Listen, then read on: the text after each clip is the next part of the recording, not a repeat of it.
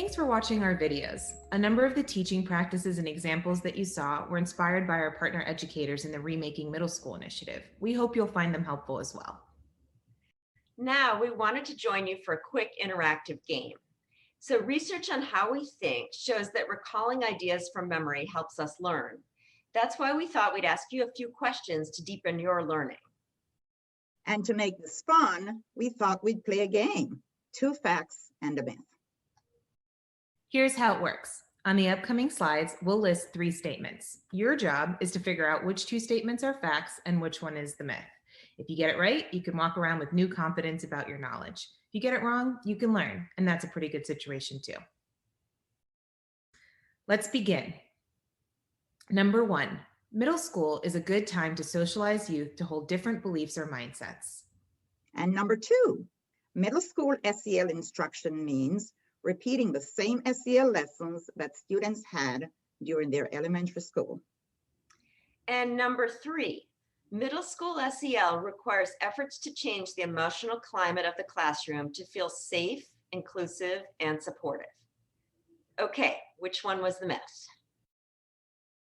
And that would be mine, number 2, which says, middle school can involve revisiting and repeating the same social and emotional learning lessons that students had in their elementary school. This is a myth because adolescents' needs are very different from those in their younger years. Using the same lessons and practices from elementary school will likely lead to your middle schoolers becoming bored and even disengaged. Building on these elementary school practices and then introducing new ones that are more in tune with middle school experiences and their aspirations is more likely to build and support SEL in middle school. It's also important to reinforce in your lessons that both you, the adult, and students are building these SEL skills together. It's time for round 2.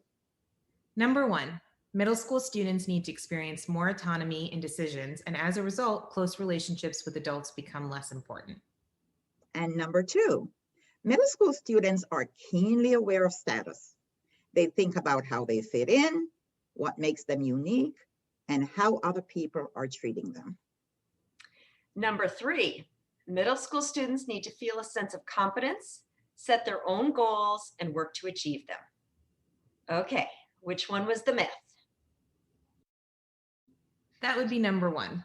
Middle school students need to experience more autonomy in decisions, and as a result, close relationships with adults become less important. That's a myth. At times, with middle schoolers, it feels like kids are pulling away from teachers as they develop more autonomy. That pulling away is very real. Teachers need to allow students autonomy while also offering students warmth, support, and connection. Students need teachers who care about them more than ever in middle school. Now it's time for round 3.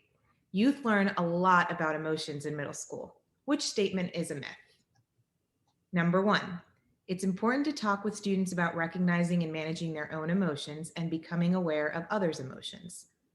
And number 2, teaching active listening can cultivate your students' empathy and help them approach new situations and people with a sense of curiosity instead of judgment.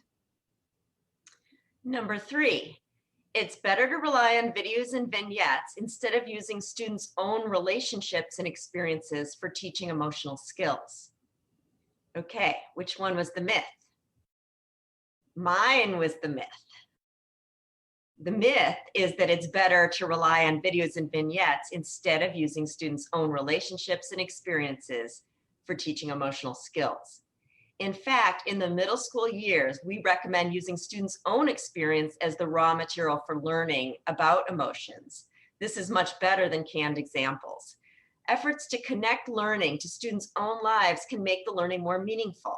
It becomes easier for students to transfer their new emotion skills to their actual lives. And that's it. That's all we have for you today.